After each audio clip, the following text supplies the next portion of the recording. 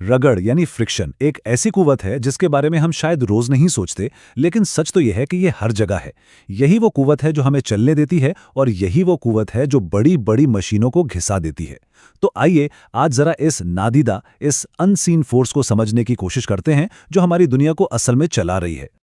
तो आज हम क्या क्या देखने वाले हैं। सबसे पहले तो ये जानेंगे कि आखिर ये रगड़ है क्या। फिर इसकी दो मेन स्टेट्स यानी रुकी हुई और चलती हुई हालत में फ़र्क देखेंगे।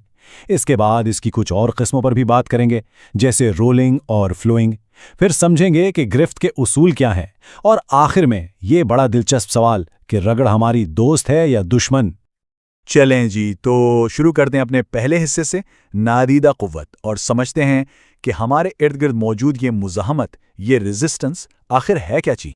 कभी सोचा है कि वो कौन सी एक नादीदा कुव्वत है जो एक तरफ तो हमें आगे चलने में मदद देती है और दूसरी तरफ आसमान से गिरते हुए शहाबे साकिब को जलाकर राख कर देती है। ये कैसे हो सकता है कि एक ही कुव्वत इतने अलग अलग काम करे? जवाब बहुत सादा है, रगड़ यानी फ्रिक्शन।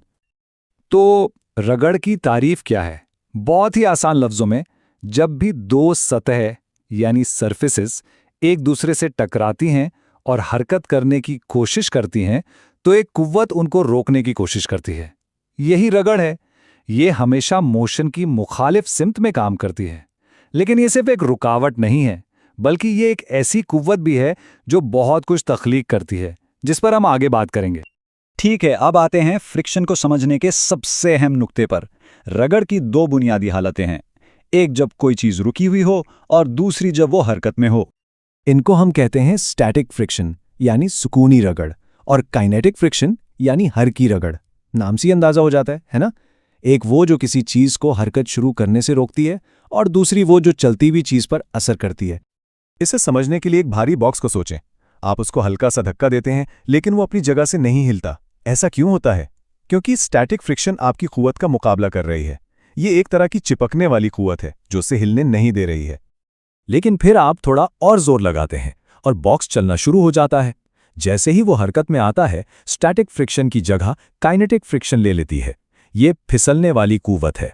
अब बॉक्स को चलाते रहने के लिए आपको मुसलसल उस काइनेटिक फ्रिक्शन पर काबू पाना पड़ता है। और सबसे दिलचस्प बात यह है कि स्टैटिक फ्रिक्शन हमेशा काइनेटिक फ्रिक्शन से ज्यादा होती है। यही वजह है कि किसी भी भारी चीज को पहली बार हिलाने में सबसे ज्यादा ताकत लगती है। एक बार वो चल पड़े तो उसे हरकत में रखना थोड़ा आसान हो जाता है। अच्छा, लेकिन रगड़ सिर्फ स्लाइडिंग तक महदूद नहीं है। इसकी कुछ और किस्में भी हैं जो हमारी रोजमर्रा की जिंदगी में बहुत अहम किरदार अदा करती हैं। जैसे कि रोलिंग फ्रिक्शन, जब कोई गोल चीज़ जैसे गेंद या टायर किसी सतह पर लड़कती है तो उसे जो मुज़ाहमत मिलती है वो रोलिंग फ्रिक्शन है। फिर आती है फ्लूइड फ्रिक्शन, यानी जब कोई चीज़ किसी माए या गैस में से गुजरती है। हवा की मुज़ाहमत, जिसे एयर रेजिस्टेंस कहते हैं, इसी की एक मिसाल है जो गाड़ियों को सुस्त करती है। और यही वो कुव्वत है जिसे स्पेस शटल ज़मीन के एटमॉस्फेयर में वापस दाखिल होते वक्त इस्तेमाल करता है। हवा की शदीद रगड़ से इतनी गर्मी पैदा होती है कि जहाज़ के गिर्द एक प्लाज्मा शील्ड बन जाता है जो उसे जलने से बचाता है। तो अब सवाल यह है कि आखिर वो कौन सी चीज़ें हैं जो रगड़ को कम या ज़्यादा करती हैं। मतलब टायर की सड़क पर इतनी ज़बरदस्त गिरफ्त क्यों होती है, लेकिन वही टायर बर्फ़ पर फिसल जाते हैं? इसके पीछे क्या उसूल हैं? देखें, बुनियादी तौर पर सिर्फ दो ही अवामिल हैं।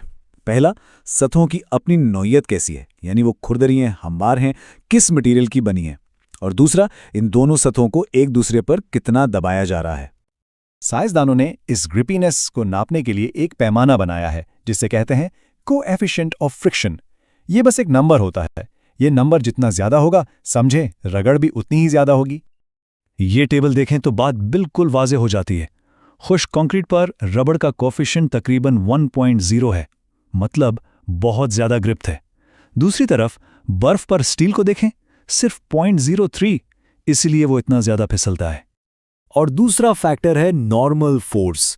ये बस इस बात का नाम है कि सतहों को एक दूसरे पर कितनी कुव्वत से दबाया जा रहा है। सीधी सी बात है, एक भारी बॉक्स को धकेलना ज्यादा मुश्किल होता है। क्यों? क्योंकि उसका वजन ज्यादा होता है, जिससे नॉर्मल फोर्स बढ़ जाती है और उसके नतीजे में रगड़ भी बढ़ जाती है। और अब आते हैं अपने आखिरी हिस्से की तरफ। यहां हम देखेंगे कि रगड़ एक ही वक्त में हमारी दोस्त भी कैसे है और दुश्मन भी। जरा एक लम्हे के लिए सोचें, अगर रगड़ ना होती तो क्या होता? हम एक कदम भी नहीं चल सकते थे, हमारे पैर जमीन पर टिकते ही नहीं, गाड़ियां कभी रुक नहीं सकती, हम हाथ में एक पेन तक नहीं पकड़ सकते थे, माचिस जलाने से लेकर गिटार बजाने तक सब कुछ नामुमकिन हो जाता। लेकिन इसका एक दूसरा रुख भी है। यही रगड़ हमारी मशीनों के पुर्जों को वक्त के साथ साथ खत्म कर देती है, इंजनों में तवानाई को गर्मी में बदलकर ज़ाया करती है, और इसका सबसे ताकतवर और ख़तरनाक पहलू ज़मीन के नीचे है। जब टेक्टोनिक प्लेट्स हरकत करना चाहती हैं तो उनके बीच की स्टैटिक फ्रिक्शन उन्हें रोके रखती है, तवानाई जमा होती रहती है, और जब ये रगड़ अचानक टूटती है तो वो सारी तवानाई एक ज़लज़ले की शक्ल में बाहर निकलती है। तो असल बात क्या है? बात यह है कि रगड़ एक बुनियादी समझौता है, एक ट्रेड ऑफ। हमें जीने के लिए इसकी ज़रूरत है, लेकिन हम इसे कम करने के लिए भी मुसलसल कोशिश करते रहते हैं ताकि हमारी मशीनें बेहतर चलें। ये एक ही वक्त में ज़िंदगी भी है और तबाही भी, और इन दोनों के बीच तवाज़ुन रखना ही असल चैलेंज है। आखिर में बस इस एक सवाल के बारे में सोचिएगा।